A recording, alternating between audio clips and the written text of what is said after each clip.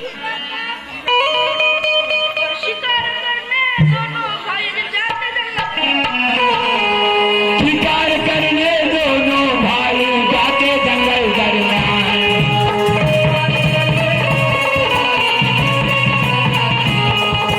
शिकार करने दोनों भाई जाते जंगल दरमियान। तो शिकार करने जाना नहीं, सुन ले बात मेरी, और डर मुझे भारी लगता, कौली उम्र है बेटा